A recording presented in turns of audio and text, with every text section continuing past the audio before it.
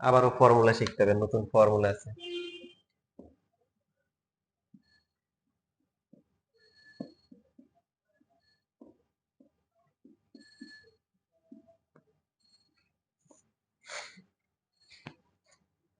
এটার ভ্যালু হচ্ছে ই। এক্স হচ্ছে জিরোর কাছাকাছি হবে, 1 প্লাস এক্স হবে এবং 1 বাই এক্স হবে। যদি হয় তাহলে এই মানটা হচ্ছে কি ই। আর দ্বিতীয় ফর্মুলা হচ্ছে যদি এক্স এর মান ইনফিনিটি হয় তাহলে 1 প্লাস 1 বাই এক্স পাওয়ার হচ্ছে তখন এক্স ইকুয়াল টু তাও কি ই মানে হচ্ছে 2.718, তারপরে কি 28 ডট ডট ডট অমূলক সংখ্যা, মানে লনের যেটা বেস থাকে আর কি ওই ইটা।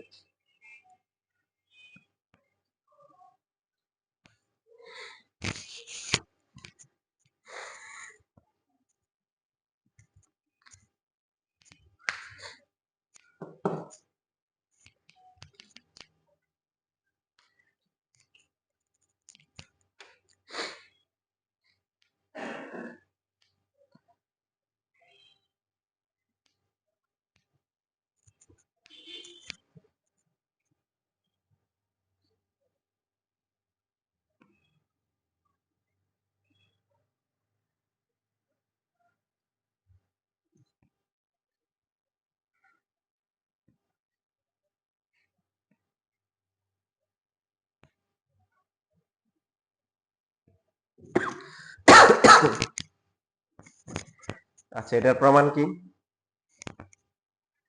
প্রমাণ হচ্ছে সাপোজ আমরা জানি না, তো আমরা ধরে নিলাম 1 প্লাস এক্স পাওয়ার হচ্ছে 1 বাই এক্স ইকুয়াল টু হচ্ছে সাপোজ ওয়াই। তারপরে উভয় পক্ষে আমরা লন নিলাম, কারণ তোমরা শিখে আসছো যে পাওয়ার পাওয়ার যদি কি থাকে চলক থাকে তখন তাকে নামানোর জন্য কি ব্যবহার করা হয়? লগারিদম ব্যবহার করা হয়। আর লগের সূত্র অনুযায়ী কি লেখা যায় এটাকে? 1 by x into ln 1 plus x লেখা যায়।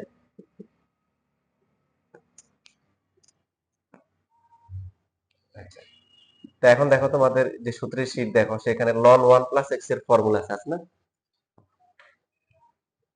মুখস্থ হয়েছে? সূত্র কি? এক্স বাই 1, তারপরে হচ্ছে x square by 2, x cube by 3, x to the power 4/4, এইভাবে অসীম পর্যন্ত। এই প্রমাণগুলো আমরা শিখবো। এগুলো শেখার জন্য ডিফারেন্সিয়েশন শিখতে হবে। ডিফারেন্স শেখা হয়ে গেলে দেন আমরা হচ্ছে প্রমাণগুলো ইনশাআল্লাহ শিখবো। তো এখন 1 বাই এক্স দিয়ে যদি আমরা গুণ করি, প্রথমটা 1 হবে, পরেরটা কত হবে? এক্স। সবগুলা থেকে একটা করে এক্স এর পাওয়ার কি কমে যাবে, লন ওয়াই। আচ্ছা, যদি শুধু ওয়াই লিখি তাহলে কত হবে বলো তো? লন সাইড চেঞ্জ করলে কি হয়?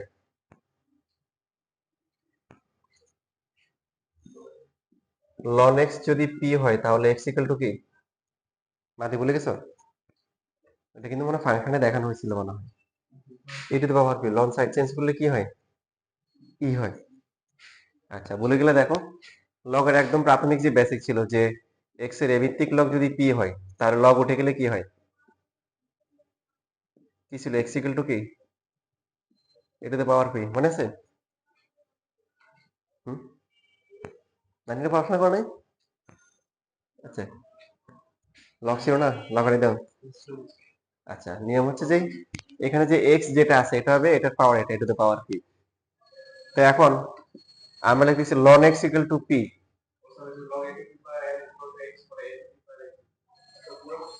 তাহলে এক্স মানে কি? লগের বেস কি ই না? এবার যদি লিখি তাহলে এক্স ইকুয়াল টু হচ্ছে ই টু দ্য পাওয়ার। তো আমরা মাঝখানের লাইনটা স্কিপ করে আর কি ডাইরেক্টলি লিখতে পারবো যে লন এক্স যদি পি হয়, লন সাইড চেঞ্জ করলে কি হয়? ই হয়, আর ই সাইড চেঞ্জ করলে কি হয়? লন হয়। কি হয়? লন হয়।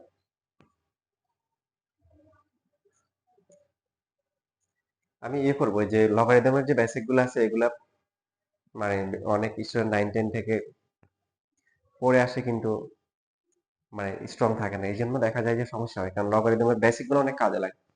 কিন্তু তোমার ফিজিক্স কেমিস্ট্রিতেও কিন্তু লগারিদম আছে। তো এই জন্য আমি ভিডিও গুলো ইনশাল্লাহ ইউটিউব আকারে শুধু লগারিদমের বেসিক গুলো তোমাদেরকে দিয়ে দিব সব ক্লাসের জন্য, এসএসসি এসএসসি যারা আছে সবাই ইনশাআল্লাহ ক্লাসগুলো পাবে, আস্তে আস্তে দিয়ে দিব। তো এখন আমরা লিখতে পারি হচ্ছে কি e টু দ্য পাওয়ার কত হবে, 1 minus x by two plus হচ্ছে কি x square by three minus হচ্ছে এক্স কিউব বাই কি 4 প্লাস হচ্ছে ডট ডট ডট। এখন ওয়াই এর মান কত, ওয়াই হচ্ছে প্রথমটা 1 প্লাস এক্স, পাওয়ার হচ্ছে কি 1 বাই এক্স ইকুয়াল টু হচ্ছে e to the power 1 minus x by two plus হচ্ছে x square by three minus হচ্ছে x cube by four plus dot dot. এই যে তো প্রমাণ, সূত্রের প্রমাণ পরীক্ষায় আসে না, বা তোমরা জানো সায়েন্সের স্টুডেন্ট হিসেবে তোমাদের কি বেসিক শিক্ষা খুবই গুরুত্বপূর্ণ। তো একটু লেখো, আর অল্প একটু বাকি আছে।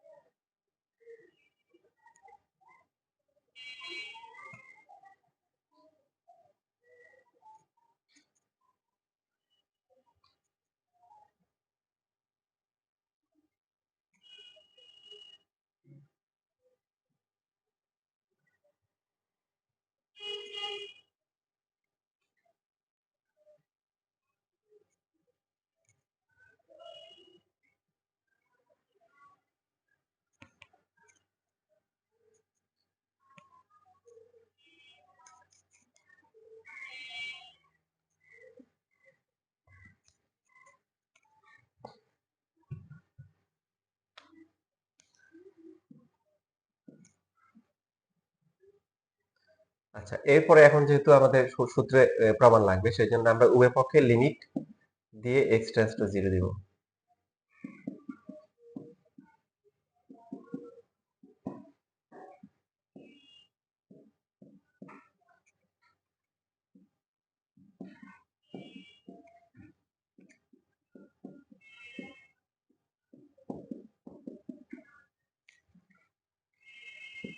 এখন এখানে জিরো বসালে সমস্যা আছে,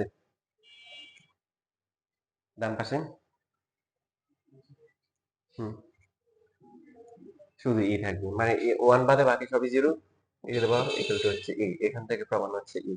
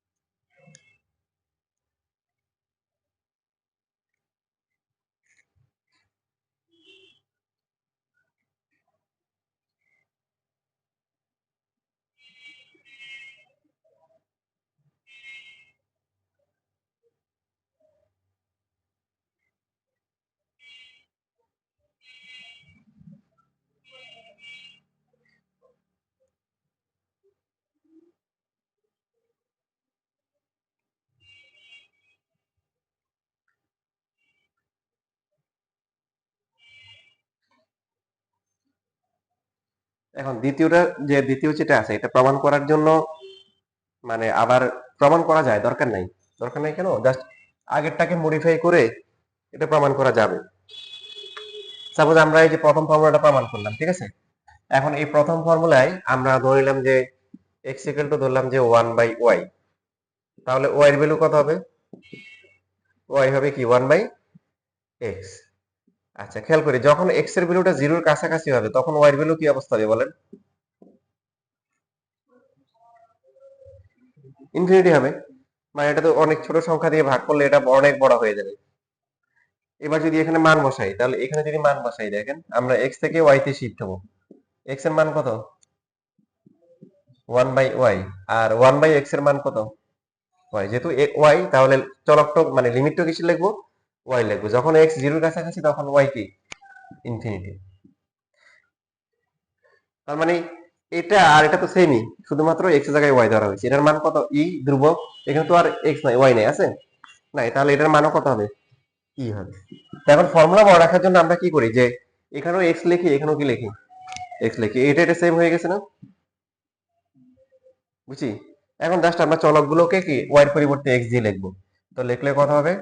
x যদি ইনফিনিটি হয় তাহলে 1 প্লাস 1 বাই কি 1/x, আর এখানে পাওয়ার কত x, এটার মানও কি ইম্প্যাক্ট। তো যে যারা যারা বুদ্ধিমান হবেন তারা এটা মনে রাখলে কিন্তু সেই নিজে নিজে এটা নিজেও কিন্তু বের করতে পারবে, পারবে না? একটা মনে রাখলে হবে।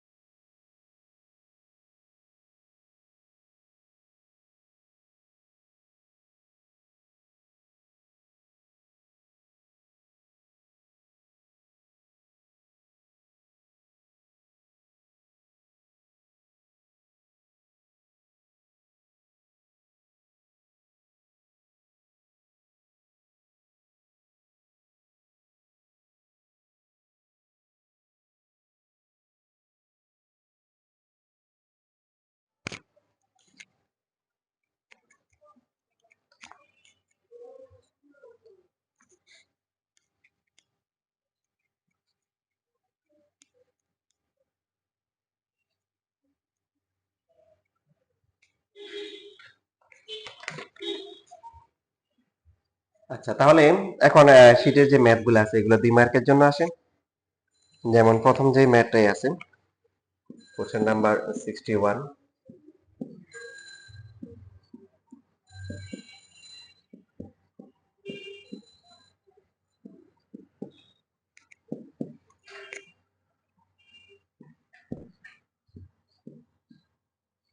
দেখেন এইখানে সূত্রের নিয়ম হচ্ছে যে এখানে x থাকবে আর এখানে 1/x থাকবে।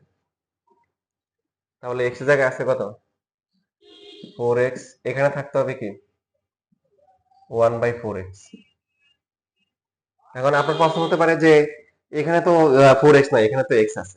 তো এটা না লিখলে হয়, কারণ x 0 এর কাছাকাছি যদি হয় 4x তো 0 এর কাছাকাছি হবে না? তো সেই জন্য এটা ম্যাটার করবে না। তো এখন এই দুটো সমান করতে হবে। সমান করার জন্য আমার কি করতে হবে? সমান তো হয় নাই, হয়েছে? কি করতে হবে? খেয়াল করি, এখানে নিচে x আছে, এখানেও নিচে x আছে। 3 উপরে ছিল না? ছিল। 3 থাকবে আর 4 ভাগ করা হয়েছে, তার মানে কি দিতে হবে? 12 দিতে হবে। এখন এটুকুর মান কত? এটুকুর মান হচ্ছে e, আর পাওয়ার হচ্ছে কত? 12। এই পাশে সূত্র লিখে দিব, যেহেতু limit x tends to 0 1 plus x, আর হচ্ছে পাওয়ার হচ্ছে কি 1/x, এর সূত্র হচ্ছে কি e।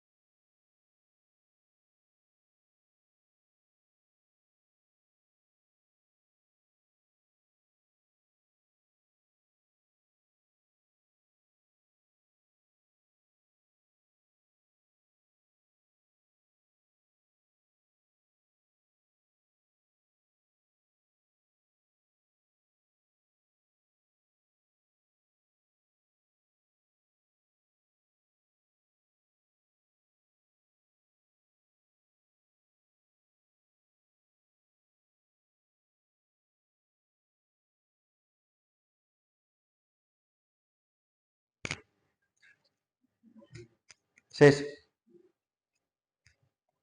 এখানে কারা কারা কনফিউশন থাকে যে পাওয়ারটা আসাতে কেন 12 হলো, মানে ই টু দ্য পাওয়ার 12 কেন হয়েছে, এটা একটু ব্যাখ্যা করি। সাপোজ হচ্ছে হলো যে আমাদেরকে আহ, এরকম দিল, সহজ সূত্র দিল, সেটা হচ্ছে যে একদম মেইন সূত্র দিয়ে দেখেন, limit X tends to 0 1 plus X, আর এখানে দিল হচ্ছে হলো 3/x দিল।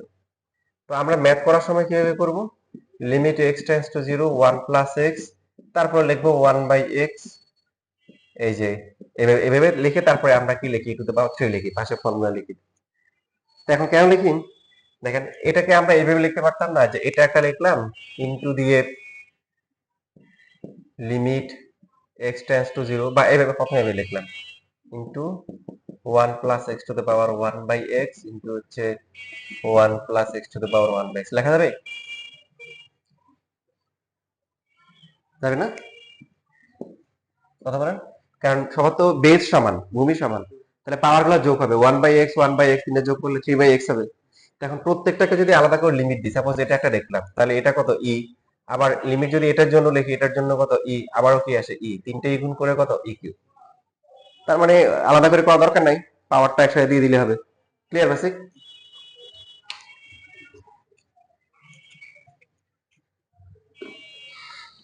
পাওয়ারটা একই রকম। 63 নাম্বার যেটা আছে, 63 যেটা বইতে আসছে, এগুলো এমসিকিউর জন্য আসছে। যদি যোগ বিয়োগ থাকে, এ ধরনের টাইপে যদি কি থাকে, যোগ বিয়োগ থাকে, তো সেই ক্ষেত্রে যোগ বিয়োগের পার্টটা আলাদা করে দিই।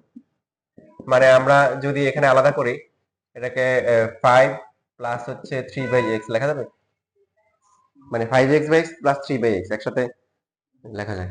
লেখার পরে ধ্রুবকের যে পার্টটা আছে এটার সাথে বাকিটা আলাদা করে দিব, ইনটু লিমিট কতবার লেখা লাগবে এটা কি তোমাদের বলছিলাম, যতক্ষণ পর্যন্ত চলক থাকবে, মানে এখানে এক্স হচ্ছে চলক, এখানে এক্স আছে, আবার যেহেতু এখানে আছে তার মানে আবার লিমিট লেখা লাগবে, এখানে হচ্ছে 3/x। তো এই যে এখানে যদি জিরো বসাই, সমস্যা আছে? সমস্যা নেই, তাহলে এটা কত হবে 1 হবে। আর এটা এই পার্টটা এখন আমাদের কি করতে হবে, ক্যালকুলেশন করতে হবে আগের মতো। এটাকে লিখবো 1 প্লাস 3x, তাহলে উপরে কত হবে 1 বাই কত 3x, ঠিক কি না? তাহলে উপরে কত লিখতে হবে বলো,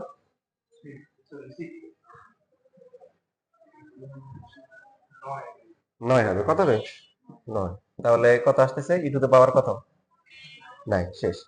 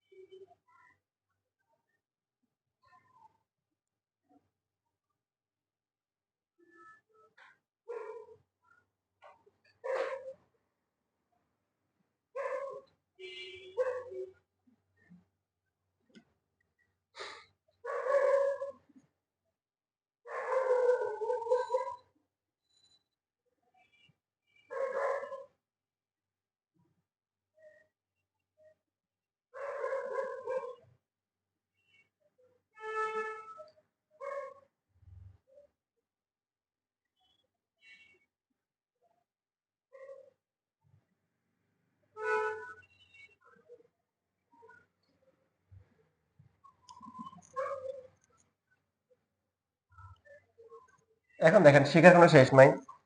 তো আপনাকে এইভাবে ফর্মুলা দিয়ে কেউ শিখাবে হচ্ছে এরকম যে এটা ফর্মুলা, ওকে এরকম, ওকে ফাইন। তুমি তো এখন তোমরা তো ছোট মানুষ, তোমরা তো বুঝো না, তোমরা মনে করে কি ওকে ফর্মুলা দিয়ে দিছে, হ্যাঁ আনসার তো মিলে গেছে, ফাইন, অনেক ভালো পড়াইছে, তোমরা বুঝো না। যেমন এই যে তোমাদের এখানে বলছি, এই বলার মধ্যেও কিন্তু এখন অপূর্ণতা রয়ে গেছে।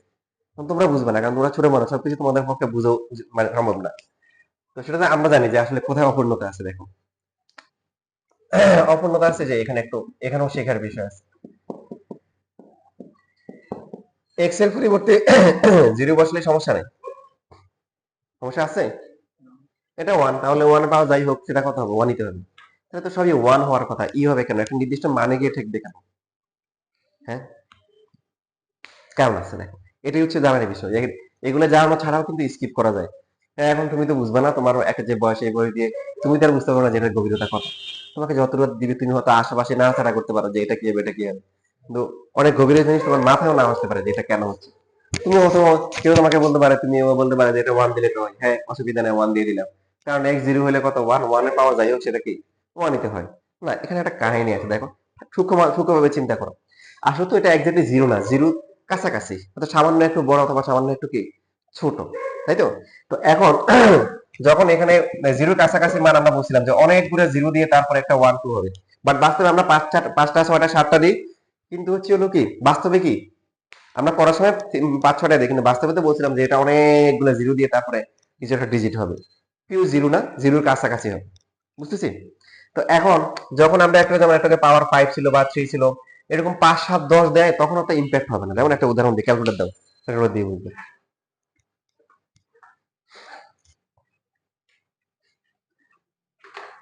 মনে করো যে 1.0005 দিয়ে একটা ওয়ান দিলাম, দিয়ে পাওয়ার মনে করো যে দিলাম 5 দিলাম। দেখো কত প্রায় ওয়ানে আসতেছে। পাওয়ার যদি মনে করো যে 12 দিই, সরি, এটা পাওয়ার মনে করো 12 দিলাম, অ্যাপ্রক্সিমেটলি ওয়ানের কাছাকাছি ঘুরপাক খাচ্ছে। ঠিক আছে, এই জন্য 5 7 10 12 দিয়ে দিলে আমরা ওই এটাকে জিরো দিলে সমস্যা না, এক্স এর মান জিরো দিলে সমস্যা নেই। কিন্তু এইখানে ওয়ান ভাগ জিরো, মানে ওয়ান ভাগ জিরো, এই সংখ্যাটা জিরোর মানটা, এক্স এর মানটা যখন জিরোর কাছাকাছি, তখন কিন্তু ভাগ করলে এই সংখ্যাটা এটা কত হবে, অনেক বড় হয়ে যাবে, ঠিক না? বুঝতেছো?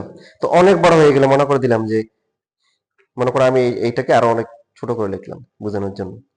এটা মনে করো আরো জিরো দিলাম, 0.0001 দিলাম, দিয়ে এবার পাওয়ার দিলাম মনে করো 500, 5,000 দিলাম। দেখো কত আসছে, কমে আসছে না? ইনফিনিটি মানে কি 5,000 না কত, বিলিয়ন ট্রিলিয়ন। 5,000 তো অনেক ছোট সংখ্যা। দিলাম মনে করেন, কি হয়েছে আর একটু, আচ্ছা, তারপরে দিলাম হচ্ছে আর একটা জিরো দিলাম, কি হচ্ছে,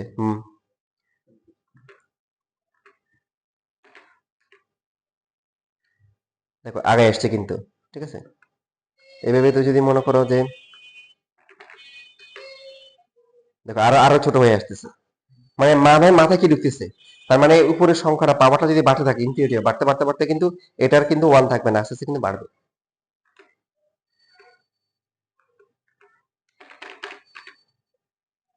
কত হয়ে গেছে, কত, ওয়ান থাকতেছে, এখন জিরো বসানো যাবে, সমস্যা আছে নাকি নাই, বুঝছে এবার? যেহেতু পিওরলি এটা জিরো না, সো কিছু না কিছু ভ্যালু আছে। সো এটা সমস্যা হয়ে গেছে এই জায়গায়, এই জায়গায় যে বললাম 5 7 10 12 দিলে সমস্যা নেই, এটা ওয়ান লেখা যাবে। যখনই হচ্ছে এই সংখ্যাটা কি হবে, অনেক বেশি হয়ে যাবে, তখন এটাকে ওয়ান লিখলে সমস্যা আছে, কারণ তুমি দেখছো যে 148 হয়ে গেছে। কারণ ওয়ানের চেয়ে বড় যে সংখ্যাগুলো আছে এগুলোকে পাওয়ার বাড়ালে বাড়বেই, আর যেগুলো ওয়ান এগুলো এটা বাড়বেও না কমবে না, যেগুলো ওয়ানের চেয়ে ছোট এগুলো পাওয়ার বাড়ালে কি কমে। ওয়ানের চেয়ে ছোট যেগুলো আছে, যেমন 0.1 কে স্কোয়ার করলে কত হয়, 0.01, কিউব করলে কত হয়, 0.001। ওয়ান হচ্ছে হলো কি একদম বেস, ওয়ান বাড়েও না কমেও না, ওয়ানের চেয়ে বড় যেগুলো আছে। মাথায় ঢুকতেছে কেন মানে আমরা ফর্মুলা করতেছি, কারণ সমস্যা আছে, কি আছে, এই যে এই জায়গায় সমস্যা আছে।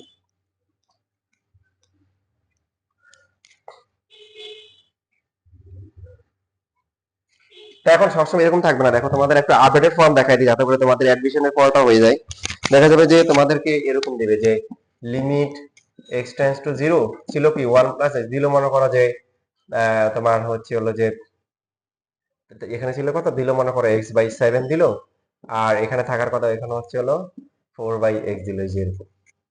দেখো তাহলে সেক্ষেত্রে আমরা কিভাবে করবো,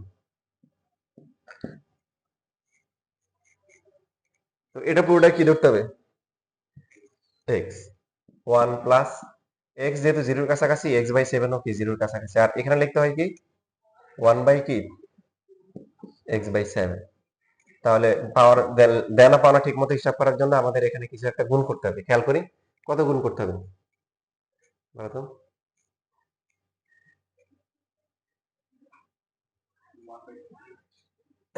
28 গুণ করতে হবে কত? না, এখানে 4/7 হবে কত হবে? বুঝতে পারলে? দেখো x এর জায়গায় x আছে না, 4 উপরে থাকে, 4 উপরে আছে, আর 7টা কি করা হয়েছে? 7টা কিন্তু ফাইনালি গুণ করা হয়েছে, দুইবার ভাগ করলে কি গুণ হয় 7, তাহলে 7 দিয়ে ভাগ করতে হবে। দেখো এই দুটো গুণ করো, গুণ করলে তো হচ্ছে কি 7 7 কি হবে, কাটা যাবে, উপরে 4 থাকবে, নিচে x থাকবে। তাহলে এটুকুর ভ্যালু কত? এটুকু হচ্ছে ই, আর বাকিটা পাওয়ার কত? 7। এই যে এরকম। তুমি যখন এমসিকিউ দেখবা তখন এরকম নাও দেখতে পারো, এরকম দেখবা যে এটা তো পাওয়ার 4 আর এই যে এরকম আছে, ঠিক না? এমনিতে এটা আনসার লিখে দিয়ে আসো, সমস্যা নেই। আচ্ছা, লেখো।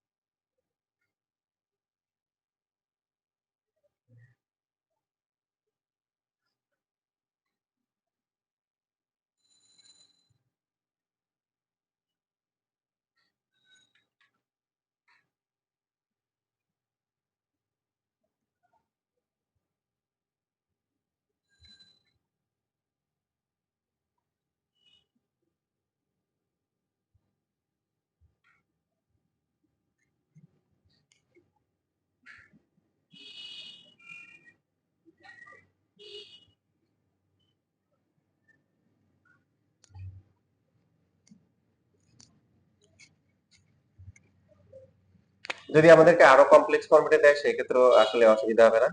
সাপোজ দিল 1 প্লাস 3x/8, তারপর এখানে দিল হচ্ছে হলো যে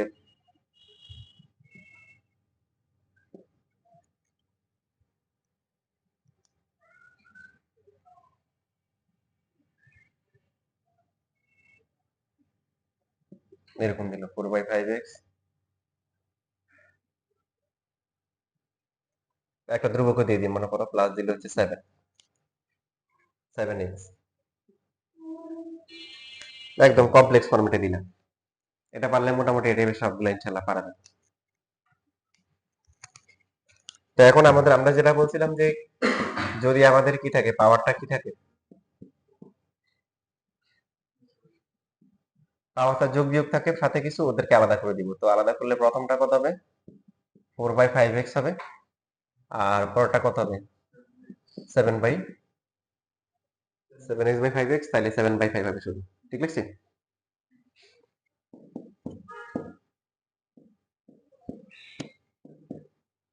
এবার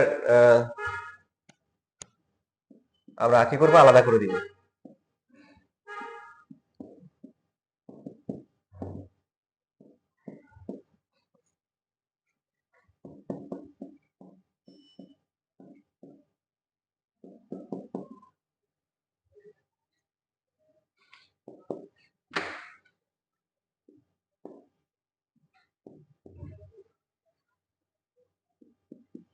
তো এখানে কি আনতে হবে, ওই যে 1 প্লাস কি আনতে হবে, x আনতে হবে।